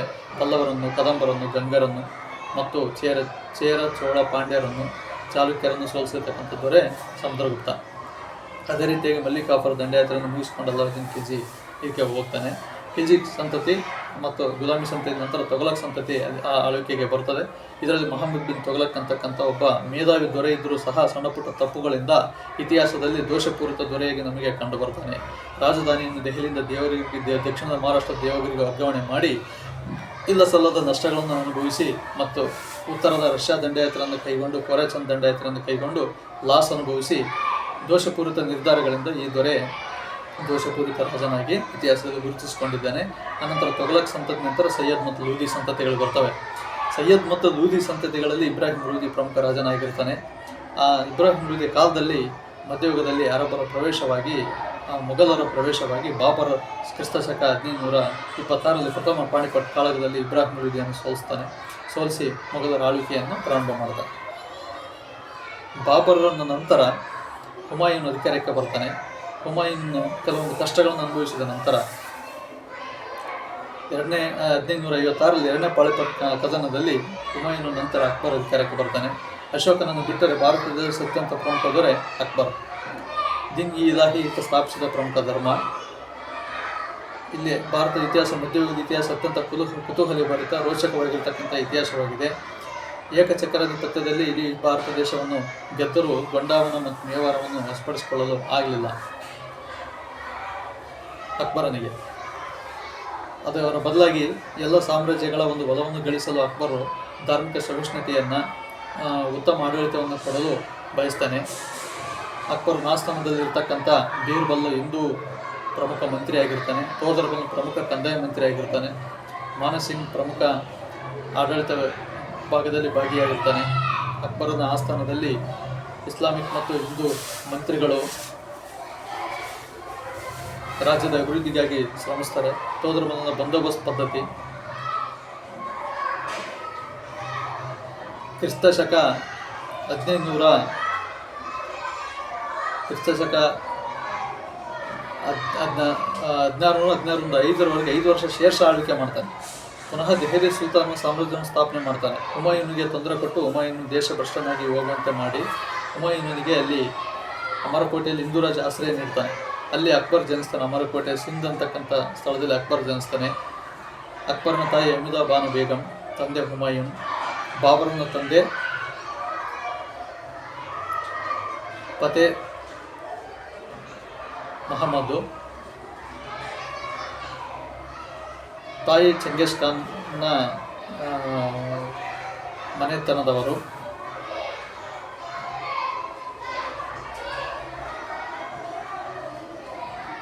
ಮೊಘಲರ ಸಂತತಿಯಲ್ಲಿ ಬರ್ತಕ್ಕಂಥ ಅಕ್ಬರು ಪ್ರಮುಖವಾದ ಒಳ್ಳೆಯ ಆಳ್ವಿಕೆಯನ್ನು ದೇಶಕ್ಕೆ ಕೊಡ್ತಾನೆ. ಹುಮಾಯೂನ್ ನಂತರ ಅಧಿಕಾರಕ್ಕೆ ಬಂದಿರತಕ್ಕಂಥ ಅಕ್ಬರ್ನ ಕಾಲದಲ್ಲಿ ಮೇದಿನಿರ ಇರ್ತಕ್ಕಂಥ ಪ್ರಧಾನಮಂತ್ರಿ ಅಕ್ಬರ್ನ ಬೆಳವಣಿಗೆ ಹಾಕಲು ಸಹಾಯವನ್ನು ನೀಡ್ತಾನೆ. ಸೊ ಅಕ್ಬರ್ ಅಂತಕ್ಕಂಥ ರಾಜ ಭಾರತ ದೇಶದಲ್ಲಿ ಮಧ್ಯಯುಗದ ಪ್ರಮುಖ ರಾಜರಾಗಿ ನಮಗೆ ಕಂಡು ಬರ್ತಾ ಇದ್ದಾರೆ. ಸೊ ಅಕ್ಬರ್ ನಂತರ ಜಹಾಂಗೀರ್ ಅಧಿಕಾರಕ್ಕೆ ಬರ್ತಾನೆ. ಜಹಾಂಗೀರ್ ನಂತರ ಶಹಜಹಾನ್ ಅಧಿಕಾರಕ್ಕೆ ಬರ್ತಾನೆ. ವಿಶ್ವಕ್ಕೆ ಕೊಟ್ಟಿರ್ತಕ್ಕಂಥ ಅದ್ಭುತಗಳಲ್ಲಿ ತಾಜ್ ಮಹಲ್ ಒಂದು, ಇದು ಜಹಾಂಗೀರನ ಶಹಜಾನನ ಕೊಡುಗೆಯಾಗಿದೆ. ತಾಜ್ಮಹಲ್ನ ಜಹಾಂಗೀರ್ ಶಹಜಾನ್ ಕಟ್ಟಿಸಿದ ತಾಜ್ ಮಹಲ್ ಮತ್ತು ಮೊಘಲರು ವಾಸ್ತುಶಿಲ್ಪ, ಕಲೆ ಮತ್ತು ಸಾಹಿತ್ಯಕ್ಕೆ ಆಗ್ರಾ ಕೋಟೆ ಇರ್ಬೋದು, ಫತೇಪುರ್ ಸಿಕ್ರಿ ಇರ್ಬೋದು, ಸಸಾರಾಮ್ ಆಗಿರ್ಬೋದು, ಪ್ರಮುಖ ಕಲೆ ಮತ್ತು ವಾಸ್ತುಶಿಲ್ಪಕ್ಕೆ ಪ್ರಮುಖವಾಗಿ ಭಾರತಕ್ಕೆ ಕೊಡುಗೆಯನ್ನು ಕೊಡ್ತಾರೆ. ಅನಂತರ ಮೊಘಲರು ಭಾರತ ದೇಶದ ಕಟ್ಟಕಡೆಯ ಆಳ್ವಿಕೆಯ ರಾಜ ಮನೆತನದವರು ಸಹ ಆಗ್ತಾರೆ. ಬ್ರಿಟಿಷ್ ಆಳ್ವಿಕೆ ಬರುವ ಸಂದರ್ಭದಲ್ಲಿ ಕ್ರಿಸ್ತಶಕ 1453ರಲ್ಲಿ ಆಟೋಮನ್ ಟರ್ಕರು ಕಾನ್ಸ್ಟಾಂಟಿನೋಪಲ್ ಪಟ್ಟಣವನ್ನು ಆಕ್ರಮಣ ಮಾಡಿ ಮುತ್ತಿ ಹಾಕಿದ ನಂತರ ಯುರೋಪಿಯನ್ನರ ಪ್ರವೇಶ ಭಾರತಕ್ಕೆ ಹೊಸ ಜಲಮಾರ್ಗದ ಮೂಲಕ ಆಗ್ತದೆ. ವಾಸ್ಕೋ ಡಿ ಗಾಮನ ಕಲ್ಲಿಕೋಟೆಯ ಸಂಶೋಧನೆ ನಂತರ ಕೇರಳಕ್ಕೆ ಬಂದಿರತಕ್ಕಂಥ ಯುರೋಪಿಯನ್ನರು ಇಲ್ಲಿ ಇರ್ತಕ್ಕಂಥ ಜನಾಂಗೀಯ ಭೇದ ಭಾವನೆಯನ್ನು ಮತ್ತು ಆಂತರಿಕ ಕಲಹಗಳನ್ನು ನೋಡಿಕೊಂಡು ಸೈನ್ಯವಿಲ್ಲದೆ ಸ್ಥಳೀಯ ಒಂದು ಸೈನ್ಯವನ್ನು ಕಟ್ಟಿಕೊಂಡು ದೇಶವನ್ನು ಆಳ್ವಿಕೆ ಮಾಡಲು ಸಾಮ್ರಾಜ್ಯವನ್ನು ಸ್ಥಾಪನೆ ಮಾಡ್ತಾರೆ. ಅದರಲ್ಲಿ ಯುರೋಪಿಯನ್ನರು ಬರ್ತಕ್ಕಂಥ ಪ್ರಥಮರಲ್ಲಿ ಪೋರ್ಚುಗೀಸರು, ಅನಂತರ ಫ್ರೆಂಚರು, ಅನಂತರ ಡಚ್ಚರು ಬರ್ತಾರೆ. ಕೊನೆಯದಾಗಿ ಬಂದಿರತಕ್ಕಂಥವ್ರೆ ಬ್ರಿಟಿಷರು. ಇವರು ಕ್ರಿಸ್ತಶಕ 1600ರಲ್ಲಿ ಬ್ರಿಟಿಷ್ ಈಸ್ಟ್ ಇಂಡಿಯಾ ಕಂಪ್ನಿ ಸ್ಥಾಪನೆ ಆಗುತ್ತೆ. 1602ರಲ್ಲಿ ಡಚ್ ಈಸ್ಟ್ ಇಂಡಿಯಾ ಕಂಪ್ನಿ ಸ್ಥಾಪನೆ ಆಗುತ್ತೆ. ಈ ಕಂಪ್ನಿ ಕಾನ್ಸೆಪ್ಟ್ ಬಂದಿರತಕ್ಕಂಥದ್ದು ಯುರೋಪ್ನಿಂದ. ಈ ಭಾರತಕ್ಕೆ ಬಂದಿರತಕ್ಕಂಥ ಇಂಗ್ಲೀಷರು ಬಾಕ್ಸರ್ ಕದನ, ಪ್ಲಾಸಿ ಕದನಗಳ ಮೂಲಕ ಭಾರತದಲ್ಲಿ ಸಾಮ್ರಾಜ್ಯವನ್ನು ಸ್ಥಾಪನೆ ಮಾಡ್ತಾರೆ. ಮದ್ರಾಸ್, ಪ್ರಮುಖವಾಗಿ ಬಂಗಾಳ, ಕಲ್ಕತ್ತಾ ಇಲ್ಲಿ ಕೋಟೆಗಳನ್ನು ಕಟ್ಟಿಕೊಂಡು ವ್ಯಾಪಾರವನ್ನು ಪ್ರಾರಂಭ ಮಾಡ್ತಾರೆ. ಅಲ್ಬೆರೋನಿ ಮತ್ತು ಚೀನಾದ ಹುಯನ್ಸ್ತಾನ್, ಇತ್ಸಿಂಗ್, ಪಾಹಿಯಾನ್ ಇವರು ವಿದೇಶಗಳಿಂದ ಬಂದಿರತಕ್ಕಂಥ ಭಾರತದ ಪ್ರವಾಸಿಗರು. ಕ್ರಿಸ್ತಶಕ 1600ರಿಂದ ಯುರೋಪಿಯನ್ನರು ಭಾರತದಲ್ಲಿ ಆಳ್ವಿಕೆ ಮಾಡಲು ಪ್ರಾರಂಭ ಮಾಡಿದಾಗಿನಿಂದ ಫ್ರೆಂಚರು, ಡಚ್ಚರು ಮತ್ತು ಬ್ರಿಟಿಷರಿಗೆ ಕಲಹಗಳು ಉಂಟಾಗಿ ಕೊನೆಗೆ ಫೈನಲ್ ಆಗಿ ಬ್ರಿಟಿಷರು ಇಲ್ಲಿ ಸಾಮ್ರಾಜ್ಯವನ್ನು ಸ್ಥಾಪನೆ ಮಾಡ್ತಾರೆ. ಬ್ರಿಟಿಷರು ಭಾರತದಲ್ಲಿ ಸಾಮ್ರಾಜ್ಯ ಸ್ಥಾಪನೆ ಮಾಡಿದ ವ್ಯಾಪಾರ ದೃಷ್ಟಿಕೋನದಿಂದ ಬಂದರೂ ಸಹ ಇಲ್ಲಿ ಒಂದು ಈ ವಸಾಹತುವನ್ನಾಗಿ ಭಾರತವನ್ನು ಅವರು ಮಾರ್ಪಡಿಸ್ತಾರೆ. ಸುಮಾರು 200 ವರ್ಷಗಳ ಕಾಲ ಬ್ರಿಟಿಷರು ಭಾರತವನ್ನು ಆಳ್ವಿಕೆ ಮಾಡ್ತಾರೆ. ಮೊಘಲ್ ದೊರೆ ಕೊನೆಯ ದೊರೆ ಬಹದ್ದೂರ್ ಶಾ 1807ರ ಸಿಪಾಯಿ ದಂಗೆಯಲ್ಲಿ ಬ್ರಿಟಿಷರಿಂದ ಸೋಲ್ತಾನೆ. ಝಾನ್ಸಿ ರಾಣಿ ಲಕ್ಷ್ಮೀಬಾಯಿ ಸೋಲ್ತಾಳೆ. ತಾತ್ಯಾ ಟೋಪಿ ಪಲಾಯನ ಮಾಡ್ತಾನೆ. ನಾನಾ ಸಾಹೇಬ ಎಲ್ಲೋ ಅಂತ ಗೊತ್ತಿಲ್ಲ. 1857ರ ದಂಗೆಯಲ್ಲಿ ಪಶ್ಚಿಮ ಬಂಗಾಳದ ಮಂಗಳ ಪಾಂಡೆ ಪ್ರಮುಖ ಪಾತ್ರ ವಹಿಸ್ತಾನೆ. ಧಾರ್ಮಿಕ ಮತ್ತು ರಾಜಕೀಯ ಕಾರಣಗಳು, ಸಾಮಾಜಿಕ ಮತ್ತು ಆರ್ಥಿಕ ಕಾರಣಗಳಿಂದ ಬ್ರಿಟಿಷರು ಒಡೆದಾಳುವ ನೀತಿಯಿಂದ ಡಾಲ್ ಹೌಸಿಯ ದತ್ತು ಮಕ್ಕಳಿಗೆ ಹಕ್ಕಿಲ್ಲ ಮತ್ತು ಲಾರ್ಡ್ ಕಾರ್ನ್ವಾಲಿಸನ ಭೂಕಂದಾಯ ಪದ್ಧತಿಯ ಕಾನೂನುಗಳಿಂದ, ಲಾರ್ಡ್ ವೆಲ್ಲೆಸ್ಲಿಯ ಸಹಾಯಕ ಸೈನ್ಯ ಪದ್ಧತಿಯಿಂದ ಬೇಸತ್ತಿರ್ತಕ್ಕಂಥ ಭಾರತೀಯರು ಬ್ರಿಟಿಷರ ವಿರುದ್ಧ ದಂಗೆ ಹೇಳ್ತಾರೆ. 1857ರಲ್ಲಿ ಸಿಪಾಯಿ ದಂಗೆ ಸಂಭವಿಸ್ತದೆ. ಇನ್ನು ಬ್ರಿಟಿಷರಿಗೆ ಭಾರತದಲ್ಲಿ ಉಳಿಗಾಲಿಲ್ಲ ಅಂತೇಳಿ ಬ್ರಿಟಿಷ್ ಸಾಮ್ರಾಜ್ಞಿಯವರು 1808ರಲ್ಲಿ ಮಹಾರಾಣಿ ಸನ್ನದ ಒಂದು ಘೋಷಣೆಯನ್ನು ಹೊರಡಿಸ್ತಾಳೆ. ಈ ಘೋಷಣೆಯಲ್ಲಿ ಭಾರತೀಯರ ಆಳ್ವಿಕೆಯಲ್ಲಿ ಉದಾರತೆಯನ್ನು ತೋರಬೇಕು, ಬ್ರಿಟಿಷರು ಇಲ್ಲವಾದರೆ ಅವರು ನಮ್ಮನ್ನಲ್ಲಿ ಉಳಿಸಲ್ಲ ಅಂತೇಳಿ ಉದಾರತೆಯನ್ನು ತೋರಿಸ್ತಾರೆ. ಅಲ್ಲಿಂದ ಅಸ್ತಿತ್ವಕ್ಕೆ ಬರ್ತಕ್ಕಂಥದ್ದೇ ರೆಗ್ಯುಲೇಟಿಂಗ್ ಆ್ಯಕ್ಟ್. 1773ರಲ್ಲಿ ರೆಗ್ಯುಲೇಟಿಂಗ್ ಆ್ಯಕ್ಟ್ ಬಂದಿರುತ್ತೆ. ಬಂಗಾಳದಲ್ಲಿ ರಾಬರ್ಟ್ ಕ್ಲೈವ್ ಮತ್ತು ವಿಲಿಯಂ ಬೆಂಟಿಕ್ ಅವರು ಆಳ್ವಿಕೆ ಮಾಡ್ತಕ್ಕಂಥ ಸಂದರ್ಭದಲ್ಲಿ ಅನಂತರ ವೈಸ್ರಾಯಿಗಳ ಆಳ್ವಿಕೆ ಬರುತ್ತೆ ಸಿಪಾಯಿ ದಂಗೆಯ ನಂತರ. 1860-65ರಿಂದ Lord Cornwallis, Lord Curzon, Lord Lytton, Lord Ripon ಇವರೆಲ್ಲರೂ ಆಳ್ವಿಕೆ ಮಾಡ್ತಾರೆ. ಆಳ್ವಿಕೆ ಮಾಡಿದಾಗ ಸುಧಾರಣೆ ಆಗುತ್ತೆ. 1935ರಲ್ಲಿ ಭಾರತ ಸರ್ಕಾರ ಕಾಯ್ದೆ ಬರುತ್ತೆ ಬ್ರಿಟಿಷರವರಿಂದ. ಅಲ್ಲಿಂದಲೇ ಗಾಂಧಿಯುಗ ಪ್ರಾರಂಭ ಆಗುತ್ತೆ. ಸ್ವಾತಂತ್ರ್ಯ ಸಂಗ್ರಾಮದ ನಂತರ 1918ರಲ್ಲಿ 1914ರಿಂದ ಪ್ರಥಮ ಮಹಾಯುದ್ಧ ನಡೆಯುತ್ತೆ. ಮತ್ತು 1939ರಿಂದ 1945ರವರೆಗೆ ಎರಡನೇ ಮಹಾಯುದ್ಧ ನಡೆಯುತ್ತೆ.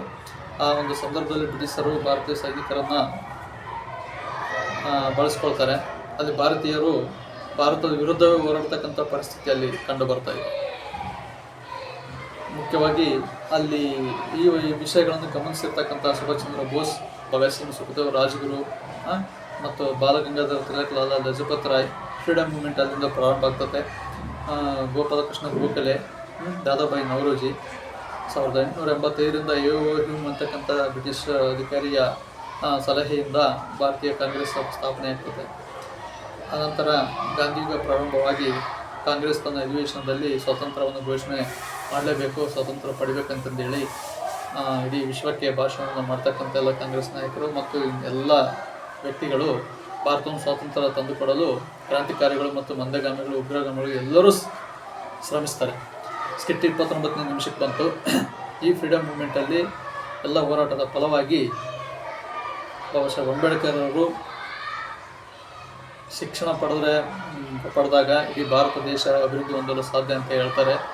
ರಾಷ್ಟ್ರೀಯತೆ ಈಗಾಗಲೇ ಜರ್ಮನಿ ಏಕೀಕರಣ, ಇಟಲಿ ಏಕೀಕರಣ, ಚೀನಾ ಏಕೀಕರಣ ಇವೆಲ್ಲವೂ ಫ್ರಾನ್ಸ್ನ ಮಹಾಕ್ರಾಂತಿಯಿಂದ ಸ್ವಾತಂತ್ರ್ಯ, ಸಮಾನತೆ, ಭ್ರಾತೃತ್ವ ಮತ್ತು ಸ್ವಾತಂತ್ರ್ಯದ ಪ್ರಜ್ಞೆ, ರಾಷ್ಟ್ರೀಯತೆ ಪ್ರಜ್ಞೆ, ಏಕತೆ ಪ್ರಜ್ಞೆ, ದೇಶಭಕ್ತಿ, ರಾಷ್ಟ್ರಭಕ್ತಿ ಬೆಳೆದು ಭಾರತ ದೇಶ ಎಲ್ಲರ ಒಂದು ಸಹಕಾರದೊಂದಿಗೆ 1947 ಆಗಸ್ಟ್ನಲ್ಲಿ 5ರಂದು ಸ್ವಾತಂತ್ರ್ಯವನ್ನು ಪಡೀತದೆ. ಎಷ್ಟೋ ತ್ಯಾಗ ಬಲಿದಾನಗಳು ಈ ಸ್ವಾತಂತ್ರ್ಯದ ಅಡಿಯಲ್ಲಿ ಆಗಿ ಹೋಗ್ತವೆ. ಸುಖದೇವರು, ರಾಜಗುರು ಮತ್ತು ಭಗತ್ ಸಿಂಗ್ರನ್ನು ಗೆಲ್ಲಿಗೇರಿಸ್ತಾರೆ. ನಂತರ ಸ್ವಾತಂತ್ರ್ಯವನ್ನು ಗಳಿಸಿಕೊಟ್ಟಿರ್ತಕ್ಕಂಥ ರಾಷ್ಟ್ರಪಿತ ಗಾಂಧಿಯವರು ಹತ್ಯೆ ಆಗ್ತಾರೆ. ಈ ಎಲ್ಲ ಐತಿಹಾಸಿಕ ವಿಘಟನೆಗಳಿಂದ, ಸ್ಥಿತ್ಯಂತರಗಳಿಂದ, ಮನ್ವಂತರಗಳಿಂದ ಅಂತೂ ಇಂತೂ ಭಾರತ ದೇಶದ 1947 ಆಗಸ್ಟ್ 15ರಂದು ಸ್ವಾತಂತ್ರ್ಯ ತೆಗೆದುಕೊಂಡರೂ ಸಹ ಅಂತಾರಾಷ್ಟ್ರೀಯ ಮಟ್ಟದಲ್ಲಿ ಶಾಂತಿಯುತ ಸಹಬಾಳ್ವೆಯನ್ನು ಬಯಸ್ತಾ ಬಂದಿದೆ. ಇದು ಬ್ರೀಫಾಗಿ ಭಾರತದ ಇತಿಹಾಸವನ್ನು ನಾನು ಇಂಟ್ರೊಡ್ಯೂಸ್ ಮಾಡಿದೆ. ಇನ್ನು ಸ್ವಾತಂತ್ರ್ಯ ನಂತರ ಭಾರತ ದೇಶ ತನ್ನದೇ ಆಗಿರತಕ್ಕಂಥ ಆಳ್ವಿಕೆಯೊಂದಿಗೆ, ಪ್ರಧಾನಮಂತ್ರಿಗಳೊಂದಿಗೆ ಮತ್ತು ಸ್ಥಳೀಯ ಸಂಸ್ಥೆಗಳ ಒಂದು ಭಾರತ ಸಂವಿಧಾನದ ಗಣರಾಜ್ಯವನ್ನು ಸೃಷ್ಟಿ ಮಾಡಿಕೊಂಡು ಎಲ್ಲ ರಾಜ್ಯ ಸರ್ಕಾರಗಳಲ್ಲಿ ಮತ್ತು ದೇಶದಲ್ಲಿ ಪಂಚವಾರ್ಷಿಕ ಯೋಜನೆಗಳನ್ನು ಹಾಕಿಕೊಂಡು ಅಭಿವೃದ್ಧಿ ಪಥದಲ್ಲಿ ಸಾಗ್ತಾ ಬಂದಿದೆ. ಇಲ್ಲಿವರೆಗೆ ಸುಮಾರು 17ರಿಂದ 13 ಪಂಚವಾರ್ಷಿಕ ಯೋಜನೆಗಳ ನಂತರ ವಿವಿಧ ಪ್ರಧಾನಮಂತ್ರಿಗಳ ನೆಹರು ಇರ್ಬೋದು, ಅಟಲ್ ಬಿಹಾರಿ ವಾಜಪೇಯಿ, ಶ್ರೀಮತಿ ಇಂದಿರಾ ಗಾಂಧಿ ಪ್ರಮುಖ ಮತ್ತು ಪಿ ವಿ ನರಸಿಂಹರಾವ್ ಇವರ ಕಾಲದಲ್ಲಿ ಭಾರತ ಬೆಳವಣಿಗೆ ಅಭಿವೃದ್ಧಿ ಪಥದಲ್ಲಿ ಸಾಗ್ತಾ ಬಂದು ತೀವ್ರವಾಗಿ ಈ ಪ್ರೆಸೆಂಟ್ ಇರ್ತಕ್ಕಂಥ ಪ್ರಧಾನಮಂತ್ರಿಗಳ ನೇತೃತ್ವದಲ್ಲಿ ಭಾರತ ದೇಶ ಅಭಿವೃದ್ಧಿ ಪಥದಲ್ಲಿ ಸಾಗ್ತಾ ಇದೆ. ಈ ಒಂದು ಐತಿಹಾಸಿಕ ಭಾರತ ದೇಶದ ಇತಿಹಾಸದಲ್ಲಿ ಸ್ವಾತಂತ್ರ್ಯ ನಂತರ ಆರ್ಥಿಕವಾಗಿ, ಸಾಮಾಜಿಕವಾಗಿ, ಧಾರ್ಮಿಕವಾಗಿ, ಶೈಕ್ಷಣಿಕವಾಗಿ ಭಾರತ ದೇಶ ಬೆಳವಣಿಗೆ ಆಗ್ತಾ ಇದೆ. ಸಾಕ್ಷರತೆ ಪ್ರಮಾಣ ಹೆಚ್ಚಾಗ್ತಾ ಇದೆ. ಕೃಷಿ ಮತ್ತು ಕೈಗಾರಿಕಾ ಕ್ಷೇತ್ರದಲ್ಲಿ ಉತ್ಪಾದನೆ ಹೆಚ್ಚಾಗ್ತಾ ಇದೆ. ಔದ್ಯೋಗಿಕ ಕ್ಷೇತ್ರದಲ್ಲಿ ಜನಗಳ ಸೇರ್ಪಡೆ ಹೆಚ್ಚಾಗ್ತಾ ಇದೆ. ಕೆಲವೊಂದು ಸಾಂಸ್ಕೃತಿಕ ಮತ್ತು ಜೀವನ ಪದ್ಧತಿಗಳು, ವೇಷಭೂಷಣಗಳು, ಆಹಾರ ಪದ್ಧತಿಗಳಲ್ಲಿ ಬದಲಾವಣೆಯಾಗಿದೆ. ಅದರ ಜೊತೆಗೇನೆ ಧಾರ್ಮಿಕ ವ್ಯವಸ್ಥೆಯಲ್ಲಿ ಬದಲಾವಣೆ ಆಗಬೇಕಿದೆ. ಕೆಲವೊಂದು ಭಾರತ ದೇಶದಲ್ಲಿ ಯಾವ ಧರ್ಮ ಮತ್ತು ಸಂಸ್ಕೃತಿಯನ್ನು ದ್ವೇಷ ಮಾಡ್ತಕ್ಕಂಥ ದೇಶ ನಮ್ಮದಲ್ಲ. ಸರ್ವಧರ್ಮ ಸಮನ್ವಯಗಳ ನೆಲೆಬೀಡು, ಸರ್ವ ಜನಾಂಗದ ಶಾಂತಿಯ ತೋಟ ಅಂತ ದೇಶವನ್ನು ನಾವು ಕರಿತೀವಿ.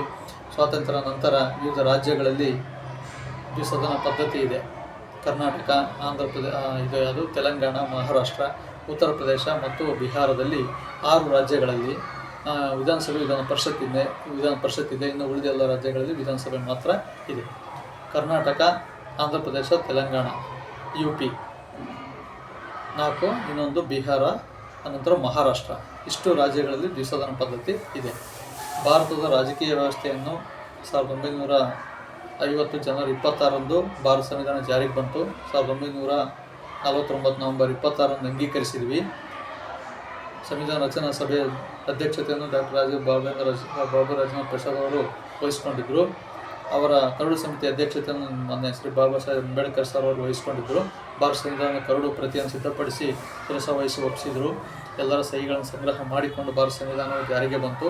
ಮೂಲಭೂತ ಹಕ್ಕುಗಳನ್ನು ಅಮೆರಿಕ ಸಂವಿಧಾನದಿಂದ ಮತ್ತು ರಾಜ್ಯ ನಿರ್ದೇಶಕ ತತ್ವಗಳನ್ನು ಐರ್ಲೆಂಡ್ ಸಂವಿಧಾನದಿಂದ ಮತ್ತು ಸಂಸದೀಯ ಪದ್ಧತಿಯನ್ನು ಇಂಗ್ಲೆಂಡ್ ಸಂವಿಧಾನದಿಂದ, ಸಮವರ್ತಿ ಪಟ್ಟಿಯನ್ನು ಆಸ್ಟ್ರೇಲಿಯಾ ಸಂವಿಧಾನದಿಂದ, ತಿದ್ದುಪಡಿ ವಿಧಾನವನ್ನು ದಕ್ಷಿಣ ಆಫ್ರಿಕಾ ಸಂವಿಧಾನದಿಂದ ಮತ್ತು ತುರ್ತು ಪರಿಸ್ಥಿತಿ ಅಧಿಕಾರಗಳನ್ನು ರಷ್ಯಾ ಸಂವಿಧಾನದಿಂದ, ಮೂಲಭೂತ ಕರ್ತವ್ಯಗಳನ್ನು ರಷ್ಯಾ ಸಂವಿಧಾನದಿಂದ, ತುರ್ತು ಪರಿಸ್ಥಿತಿ ಅಧಿಕಾರಗಳನ್ನು ಜರ್ಮನಿ ಸಂವಿಧಾನದಿಂದ, ಮೂಲಭೂತ ಕರ್ತವ್ಯಗಳನ್ನು ರಷ್ಯಾ ಸಂವಿಧಾನದಿಂದ, ರಾಜ್ಯ ನಿರ್ದೇಶಕ ತತ್ವಗಳನ್ನು ಐರ್ಲೆಂಡ್ ಸಂವಿಧಾನದಿಂದ ಮತ್ತು ಜಪಾನ್ ಸಂವಿಧಾನದಿಂದಲೂ ಕೆಲವು ಅಂಶಗಳನ್ನು ಆಯ್ಕೆ ಮಾಡಿಕೊಂಡು ನಮ್ಮ ಸಂವಿಧಾನವನ್ನು ರಚಿಸಿಕೊಟ್ಟಿರ್ತಕ್ಕಂಥ ಅಂಬೇಡ್ಕರ್ ಅವರಿಗೆ ಒಂದು ನಮಸ್ಕಾರಗಳು. ಅದ್ರ ಜೊತೆಗೆ ನಮ್ಮ ದೇಶದ ಕಾನೂನನ್ನು ನಮ್ಮನ್ನು ನಾವು ಆಳ್ವಿಕೆ ಮಾಡಿಕೊಳ್ಳಬಲ್ಲವೇ, ಭಾರತೀಯರಿಗೆ ಏಕೆ ಸ್ವಾತಂತ್ರ್ಯ ಬೇಕು, ಅವರನ್ನು ಅವರು ಆಳ್ವಿಕೆ ಮಾಡಿಕೊಳ್ಳೋದು ಶಕ್ತರೇ ಅಂತಂದೇಳಿ ನೋಡ್ತಕ್ಕಂಥ ವ್ಯಕ್ತಿಗಳೇ ಇದ್ದರು. ಅವರಿಗೆಲ್ಲ ಉತ್ತರ ಕೊಟ್ಟಿರ್ತಕ್ಕಂಥದ್ದು ನಮ್ಮ ದೇಶದ ಸಂವಿಧಾನ. ನಮ್ಮ ದೇಶದ ಸಂವಿಧಾನ, ಈ ನೆಲದ ಕಾನೂನು, ನಮ್ಮ ದೇಶದ ಧರ್ಮ, ಸಂಸ್ಕೃತಿ, ರಕ್ಷಣೆ, ಪ್ರತಿಯೊಂದು ಪ್ರಾಮಾಣಿಕ ಜೀವಗಳನ್ನು ರಕ್ಷಣೆ ಮಾಡಲು ಇರತಕ್ಕಂಥ ಏಕೈಕ ದೊಡ್ಡ ಕಾಯ್ದೆ ಭಾರತದ ಸಂವಿಧಾನ. ಆ ಭಾರತದ ಸಂವಿಧಾನ ನಮ್ಮನ್ನೆಲ್ಲ ಕಾಪಾಡಲಿ ಅಂತ ಹೇಳ್ತಾ, ಈ ಒಂದು ದೇಶವೇ ಅಸ್ತಿತ್ವದಲ್ಲಿದೆ ಅಂತ ಹೇಳಿದರೆ ನಂತರ ಬಂದಿರತಕ್ಕಂಥ ಪ್ರತಿಭಾ ಸಿಂಗ್ ರಾಷ್ಟ್ರಪತಿಗಳಾಗಿರ್ಬೋದು, ಅಬ್ದುಲ್ ಕಲಾಂ ಆಗಿರ್ಬೋದು, ಶಂಕರ್ ದಯಾಳ್ ಶರ್ಮಾ ಆಗಿರ್ಬೋದು, KV ನಾರಾಯಣ ಸರ್ ಆಗಿರ್ಬೋದು, ರಾಷ್ಟ್ರಪತಿಗಳು, ಸುಮಾರು 20ಕ್ಕಿಂತ ಹೆಚ್ಚು ರಾಷ್ಟ್ರಪತಿಗಳು, ಪ್ರಧಾನಮಂತ್ರಿಗಳು, ಎಲ್ಲ ರಾಜ್ಯಗಳ ಮುಖ್ಯಮಂತ್ರಿಗಳು ಆಳ್ವಿಕೆ ಮಾಡಿದ್ದಾರೆ. ಈ ಒಂದು ಕಾಲಘಟ್ಟದಲ್ಲಿ 2025 ಡಿಸೆಂಬರ್ 6ನೇ ತಾರೀಕಿನಂದು ನಾವು ಇವತ್ತಿದ್ದೀವಿ. ಈ ಸಂದರ್ಭದಲ್ಲಿ ಭಾರತ ಇತಿಹಾಸ ಅನೇಕ ಮನ್ವಂತರಗಳನ್ನು, ಸ್ಥಿತ್ಯಂತರಗಳಿಂದ, ಅಲ್ಲೋಲ ಕಲ್ಲೋಲಗಳನ್ನು, ಏಳು ಬೀಳಿಗಳನ್ನು ಕಂಡು ಕಾಣುತ್ತಾ ಬಂದಿದೆ. ಇವತ್ತು ಗ್ಲೋಬಲ್ ವಿಲೇಜ್ ಆಗಿದೆ.